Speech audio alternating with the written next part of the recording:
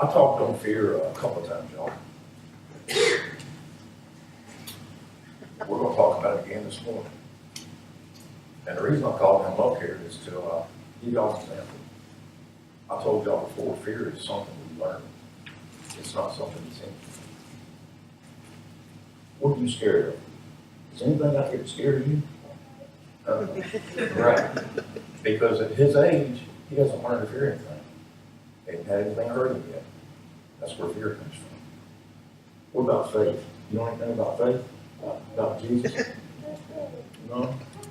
But when we sit down to eat dinner, what do? Do we say the blessing? Do we thank Jesus for our food? Mm-hmm. Okay. Can you go back there with me now? Thank you. In planning my sermon this week, I talked to Sean a couple of times. And Sean threw something at me that I hadn't thought about. Fear is the opposite of faith. So Sean, what is faith?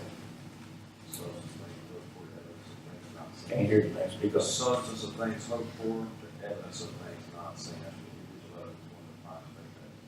Okay. So, as we go through life, y'all, we look at things differently. We grow to learn what faith is. But our faith comes from trusting in the Lord. Our fear comes from being tempted by Satan. Can you put the first scripture up, please? It's Deuteronomy 31:8. It is the Lord who goes before you. He will be with you. He will not leave you. He will not forsake you. Do not fear or be dismayed. There are so many things that we go into. We go out and, we see people suffering from things. We suffer through things ourselves. Every one of us in this room has a fear. There's something that scares us, something that bothers us, something that may control us. That fear might be so bad it controls you. Napoleon, he suffered from a phobia, a fear of cats. And can you turn it down a little bit, Spectrum? Thanks, brother. He suffered from a fear of cats. Never knew that. Had no idea. The great Napoleon, scared to death as a little kid. Couldn't stand them. Scared them so bad that if they were around his home, he wouldn't come out. I didn't know that until I read it. I was amazed by that. Queen Elizabeth, she had a fear of flowers. Roses were her worst. Somebody gave her roses. She cowered back. She left the room. She wouldn't receive. That's hard to believe because everything you ever saw, flowers are everywhere when they have their big board deals, their parties, their meetings, etc. But she didn't let it control her.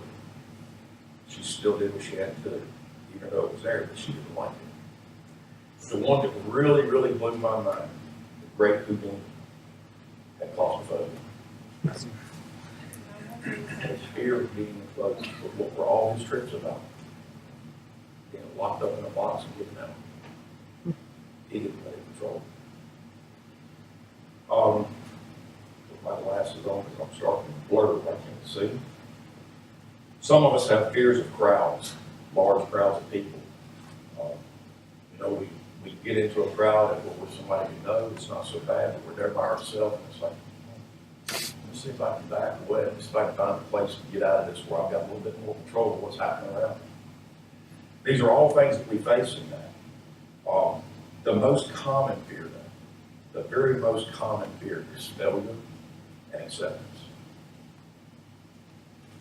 Evangelism. You've got that fear of not doing it right, of not using everything in there. Doesn't matter if you do or don't. You're still trying. You're doing what you have to do. Put Psalms 27:1 up, please. The Lord is my light and my salvation. Whom shall I fear? You got the Lord. You've got faith. You don't have to fear anybody. You don't have to fear being accepted. You don't have to fear failing at whatever you're doing. All you have to do is remember to turn to the Lord. He is the one who gives us that truth and life. the truth about fear is that it actually stops us from reaching our God-given potential. Joe, you ran a business for many years. You had ups and downs. You had times when you didn't know if you were going to make the next meal. But you still pushed through and made it, right? God blessed you and provided for you. He does that for each and every one of us. Sometimes we try to avoid our fears, but we have to face them. We have to learn to overcome them. Isaiah 41:10, please. Fear not, for I am with you. Be not dismayed, for I am your God. You know, he's telling us right there in that scripture, he's telling us, don't fear. Don't worry. Don't stress yourself. You know, there's a song out there that we sing that says, not a day of worry or not a bit of stress can add a day to your life. You know, you're taken away from your life by worrying, by stressing, by fearing. I will strengthen you and I will help you.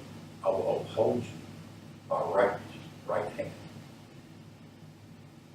In that scripture right there, he's telling you that he's right there with you, no matter what you're doing, no matter where you're at in life, no matter what fear you have, no matter what you're facing. He's got you in his right hand, and he is holding you strong. Fear and mistakes, these are tools that help us overcome. We're all flawed. As I made mention a minute ago about Joe, many millionaires in this life have failed multiple times. They have made money, they have gone bankrupt, they have returned to face that same thing that put them down, to overcome it. And I think I told y'all, I talked about this some before. I love to hunt, absolutely love hunting. But one of my worst fears is the dark. I despise walking into the woods in the morning. I despise walking out in the evening in the dark. I blame my daddy. I think I told y'all this when I was a little kid. Played out in the backyard. Had to pick all my toys up all the time. Had to bring them back in. Wasn't allowed to leave them out there. Sitting down at the dinner table one night, he said, son, you bring those toys in. I was like, can I get them tomorrow? Nope. You know the rules. After dinner, go get them. Headed out to go get them. He snuck out the front door. When I reached down to get him, he scared the dog out of me. Ever since then, I've had that fear of the dark. But as much as I love to hunt, I won't let that stop me. I will not let that fear control me. I can't completely get rid of it. I've tried. I head out there. I'll sit, and I'll sit, and I'll sit, and I'll wait for that dark to get there. And the whole time I'm waiting on it, if I haven't seen a deer or something, I'm just dreading that walk out of the woods. I don't know why, but I'm dreading it. In the mornings when I go in early like that, I'm dreading that walk. I can remember one time when me and Kirsten were on. We were coming out. It was me and her, and all of a sudden, a coyote ran across the trail right in front of us. Scared her to death. I thought she was going to knock me down trying to get to the truck. And it just, it's just those little things because you don't know what's there. It's like taking this big black box and you don't know what's in it. You're going to put your hand in there and you don't know who else built that box or what might be in it. You don't know what you're going to face, guys. But there are some scriptures that help you face those. Psalms 91:5. You will not fear the terror of the night, nor the arrows that fly by day. Well, that right there is telling you, God's got you. Don't be scared of what's there. He's given you something to protect yourself with. Nothing's there that's not there during the daylight. It's our minds that take us to a place of fear. Psalms 23:4. Even though I walk through the valley of death, I will fear no evil, for you are with me. Your rod and your staff, they comfort me. I tell myself that scripture every time I head in and head out. And that's my saving grace that helps me to do what I do. It's those words right there that allow me to control my own fear, to be able to move forward, to be able to get past it, to do what I want to do. Otherwise, I wouldn't be able to hunt. I wouldn't be able to go do what I enjoy so much. God promises to protect us too. His promise is there. And you can find that in Corinthians, 2 Corinthians 10, 4 through 5. For the weapons of warfare are not the flesh, but are divine power to destroy strongholds. We destroy arguments on every lofty opinion raised against the knowledge of God. He's telling us in that scripture, the way I'm reading it, the way I'm seeing it, is that he's given us the ability to protect ourselves. He's given us the mindset to do what's right.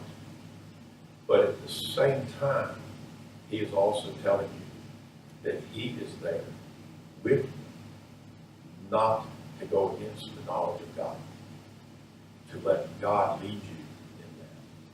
Also, fear not people, Proverbs 29:25. The fear of man lays a snare, but whoever trusts in the Lord is safe. So if you allow those fears to take hold and control you, you're going to fall into that snare. You're going to step in it. You won't have foresight to see it before you get to it. But that's why God gave each one of us wisdom and knowledge. That's why he tells us to turn to him in faith, to look to him. If we do what's right, we pray, we acknowledge God, we use our faith, we share our faith. When you're walking down that trail and that snare is laying there, you won't be the one that steps in it. It's caught up in something you're not supposed to. You will be able to go past it knowing that God has you in his hands and that you are safe. So then after that, we have to learn to trust in God, right? Because if we don't trust in God, everything we've learned so far won't carry us any further. God is there for us. Our faith is how we know that. Back to what we asked Cody earlier. What are you scared of? Nothing. Well, what do you know about faith? Nothing. Why? Because he has to learn. We're not just born with faith either, y'all. In order to receive faith, we have to be taught. We have to be nurtured. It's like anything else in life. You learn. If nobody ever told you about Jesus Christ and what he can do for you, you wouldn't have faith in him at all. You wouldn't know him. Much like some of the people we're going to talk to at House of God, they don't know Christ. But they can know Christ if we continue to minister to them, if we continue to offer them opportunities to meet Christ, to know Christ, to grow in Christ, to become spiritual, to get faith. These are things that we have to do as Christians. We have to share them. So in order to learn to trust God, I looked at Luke 12:7. Why even the hairs of your head are numbered? Fear not. You are more valuable than many sparrows. There's a lot of hairs on my head. Some of us not so much. Some of us more than others. But how many sparrows are out there in the world? So we can worry about the number of hairs up here. We can worry about what's there for us. We can think, is this all God cares about? But look at what else he put out there to care about. He put everything on this earth for us. He put multiple sparrows out there. There's more sparrows out there than can sit on your head. So you surely can't have any more hair than what he put out there, okay? Also look at 2 Timothy 1:7. For God gave us a spirit, not of fear, but of power, love, and self-control. You know, God didn't make any of us to be weak. He made us to be strong. So what we have to do is we have to learn to pray, to ask him for strength, to ask him for guidance, to ask him to take us in the right directions. Because it's through his love that we're strengthened, God.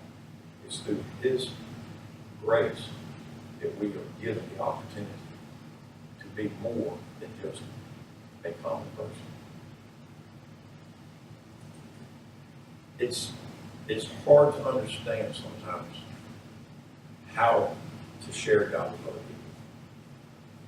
That's a big struggle for a lot of people, for a lot of us in this room. We come to church on Sunday. We're able to stand here and talk to each other because we know each one of us in here are Christians. That makes it very simple to communicate Christ to y'all. But to walk down the street and see somebody in need, maybe a drunk, maybe a homeless guy, or maybe you're in line at Walmart, or I don't know, wherever you shop, food line, whatever. There's always somebody that's struggling with something way worse than what you are. And there's little signs that if you learn through faith, and just listen to that little voice in the back of your head, that's God talking to you. Listen to that. When you see somebody that looks like they might need a hug, or just might need a kind word, that's all it takes is that one kind word. Just that split second. Ma'am, sir, how you doing this morning? Can I help you carry those groceries or something, you know? To get an opportunity to share Christ. Cam was telling me a little while ago he missed an opportunity. Fellow come up here Wednesday night, called the Girl Scout night, is that correct? Yep. He says it's a big old black guy. He said he popped the door open. Cam's like, whoa, who's this? I don't recognize him. He said, the guy asked about the Girl Scouts. Cam told him, no, that's tomorrow night. And then Cam told me, he said, I thought out today, so I missed an opportunity to share Christ. But that guy needed to be talked to anyway. Cam happened to be here cutting grass Thursday night, was able to talk to that gentleman and invite him anyway. Now tell me God doesn't work in powerful ways. So just those little things to take and see somebody that needs something. You don't have to give them money. You don't have to give them clothes. Give them what God's gave you. Spiritual hope. Amen. Amen.